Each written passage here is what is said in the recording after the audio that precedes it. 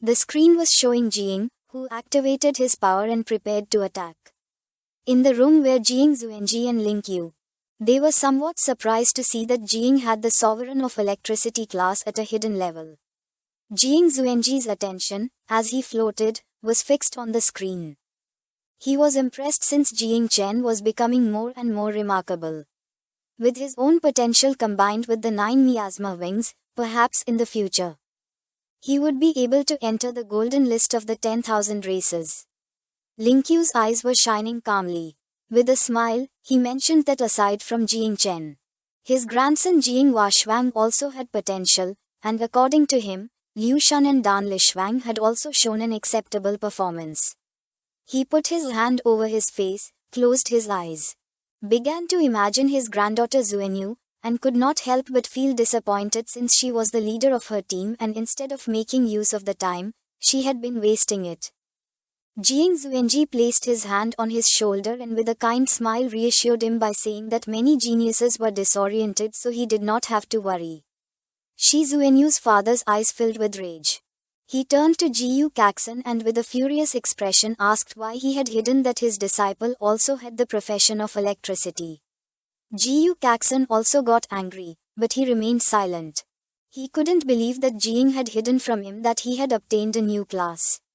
According to him, this was an unforgivable lack of respect. But he couldn't let others know that he didn't know about it, and he thought that at this moment, staying silent was the best way to appear profound. The father crossed his arms, turned towards the screen, and couldn't help but smile with an envious expression. He mentioned that the electricity profession was the best in attack. According to him, Jiyu Caxon was very lucky to have accepted Jing as a disciple. Jiyu Caxon also crossed his arms and with a serious gaze began observing Jing. Our boy was making him look good. And for him it wasn't surprising that before entering the secret realm, Jing had told him that he was going to give him a surprise. The statistics table appeared, the war zone of the capital. Jinganan, Madu, and Guanhai had 10 people remaining. The war zone of Wuxing, Tianfu, Qinglan, and Qinluo had 5 people remaining. It was a pity that old Duan, the commander of Jinganan, was not present, otherwise, he would be so happy that he would do a few military boxing sessions to celebrate. Seeing the table, Xing and the others began to discuss among themselves. With an angry expression, the grey-haired man turned to them and explained that half of their geniuses had been eliminated and that their warriors were not as good as those from Jinganan. Xing supported her hands on her abdomen, began to observe the screen, and with a serene gaze explained that there were still 2 hours left, and she hoped that the others could hide well. The muscular man crossed his arms. He was furious upon seeing that the Jinganan war district really knew how to pretend to be weak and then attack with force. Inside them sat Jiyu Kaishan and the others, Xing's gaze fixed on Jiyu Kaishan. She took it out on him, saying that when it came to playing dirty, Jinganan always won since old Jiyu Kaishan had taught them well. Jiyu Kaishan did not lose his composure and with a calm gaze made it clear that whoever wanted to kill must also be ready to be killed. He mocked them by explaining that a sewer rat had attempted a stealth attack and did not expect to be counter-attacked, mentioning that Xing and the others could not accept defeat. He thought that Jinganan this time seemed to be aiming for first place and now even the capital could suffer a great defeat. The general of the capital rested his hand on his knee, turned towards them, and with a confident gaze made it clear that the capital was not full of useless people compared to them. Pointing at the table with his finger, he suggested they check to see how many geniuses they had left instead of wasting time provoking. Just then, someone mentioned that the Guanghai war zone was the best. The muscular man stood up and when he looked to the side, he saw Yuan Junshan. He was furious to see that even he had betrayed them. Yuan Junshan stuck his finger inside his nose, closed his eyes, and with an arrogant smile said that he would be a fool if he didn't take advantage of the opportunity. He threw a snort at them and a smile spread across his face. Seeing this, Xing and the others began to curse him, calling him a scoundrel. Back in the secret realm, several men tried to attack 2 unsuspecting girls, but the brown-haired girl drew her sword. turned around, and with an expression full of determination, swung her weapon forcefully, ending the man's life. The other girl also reacted in time and using her weapon, killed the man. Both began shouting that they would not allow anyone to approach Song Ching-ji. While they were fighting, a black-haired man was watching everything from a cliff. He placed his hands behind his back and fixed his attention on them, making a smile appear on his face. He was Guanghai's top genius, called Song Ching-ji. His eyes were filled with surprise as he realized there was no need for him to intervene to take care of them. Realizing that even the useless had their utility, the identity that the Church of the Ancient God had assigned him this time was not bad at all. A few days after his sudden arrival in the Guanghai war zone, the geniuses did not accept him, so he had to tie up the women, whose eyes were shining with hatred. They were very furious. One of them began to caress her cheek and showed a kind smile. Feeling this, the woman could not help but blush, and instead of feeling hatred, she now felt love. Thanks to his strength and courteous manners, Song Ching-ji managed to earn everyone's trust since, after all, humans could not resist a powerful and humble man. After defeating her opponents, the brown-haired woman dropped her sword on the ground, turned around, and with a smile began to observe Song Ching-ji, making her eyes fill with joy. The other woman also turned around, closed her eyes, and with a kind smile began to greet him. Once Song Ching-ji obtained the first place in the genius ranking, he was going to absorb the vital essence of these proud women. And although their lineage and divine soul were mediocre, something was better than nothing. He also remembered that the other outstanding women in the other zones were also quite powerful.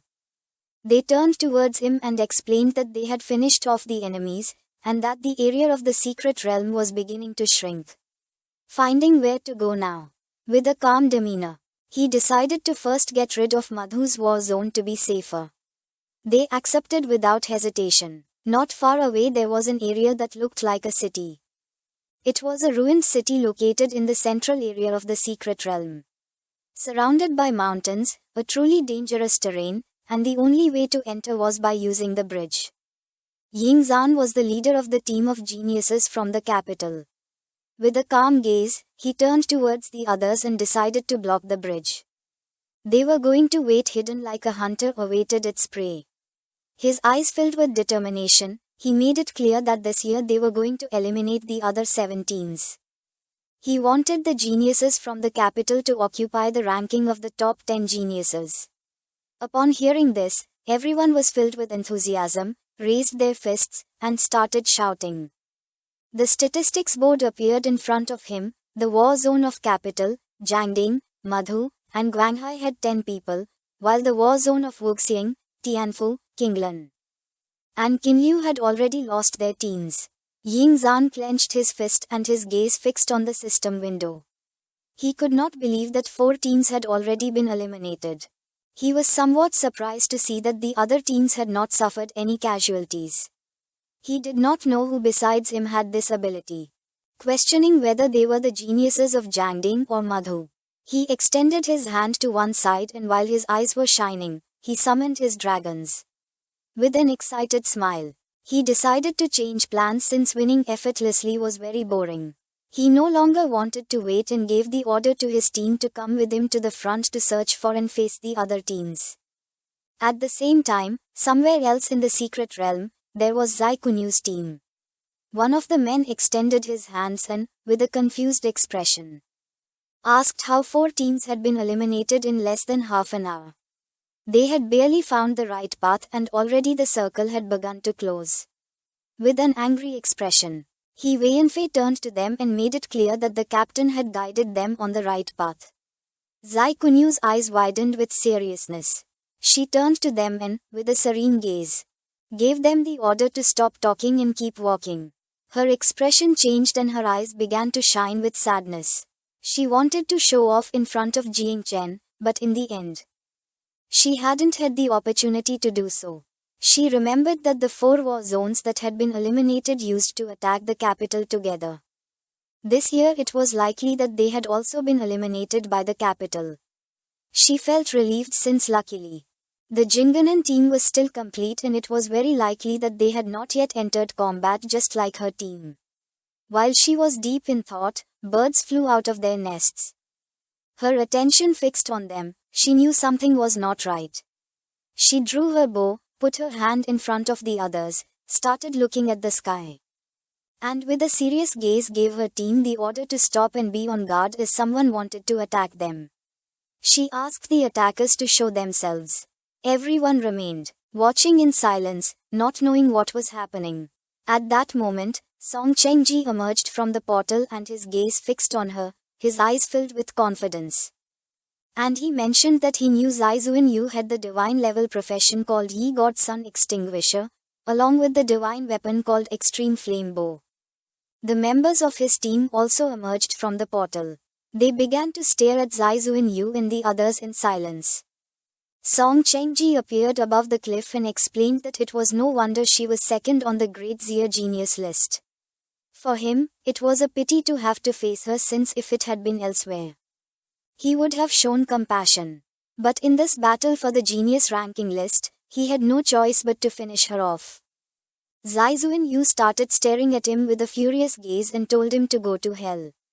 Upon hearing this, Song Chengji asked if she was ready to die. Her eyes began to shine with determination. She aimed at them with the bow and used the technique called Celestial Fire Meteor, causing a powerful arrow surrounded by fire to shoot towards them. Liu Yanfei was paralyzed with his mouth open, not knowing what to do. The arrow began to shine brightly in the sky, blinding everyone. The members of Song Chengji's team put their hands over their eyes, and some even turned around, realizing that this was the pressure of a divine profession. With a calm gaze, the brown-haired woman asked everyone to stand firm, since they had the help of Song Chengji. While little by little the arrow was getting closer to them, he extended his hand to one side and could not help but praise Zai Zuan for having talent. He took out a thread and threw it towards the arrow, catching it as if nothing.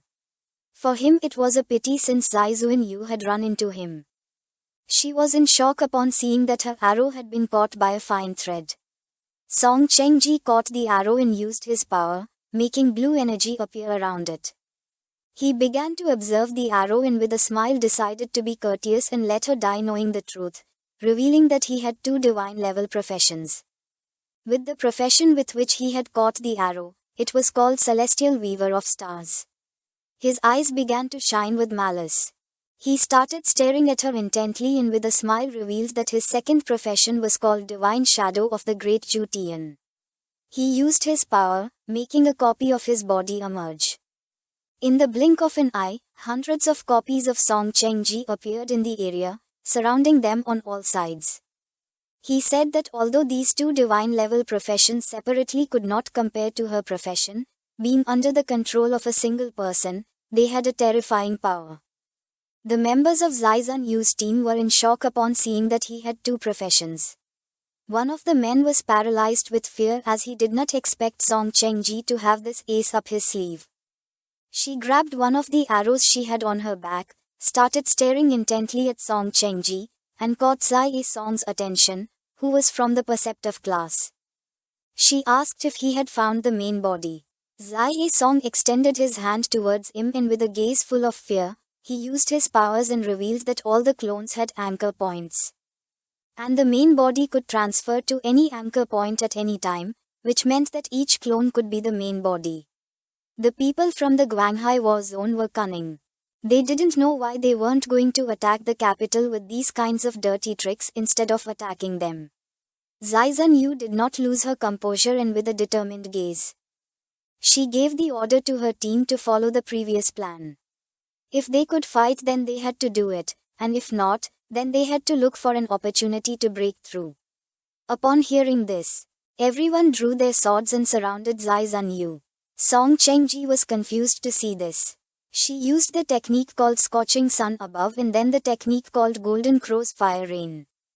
She launched a powerful arrow into the sky, which transformed into a giant fire crow. Song Chengji watched in silence while his team members panicked. The crow spread its wings and began to burn all of Song Chengji's clones. He mocked her, saying that the technique was beautiful but useless since he could create as many clones as he wanted and she could not break his defense. His eyes began to shine. And he reached out his hand toward the sky, and with a smile, he said that this was boring. Then he used the technique called 1,000 threads and created a celestial and terrestrial net. He pointed at the fire crow with his finger, causing its body to crash against the trees. A web of threads trapped the crow's body, making it start to explode. Everyone remained watching in silence, not knowing what to do. She could not believe that the technique she had struggled so much to improve had been defeated so easily. A woman and a man stood behind her, extended their hands, and using their powers, created a shield. Zai Shanyu began to stare silently at Song Chengji.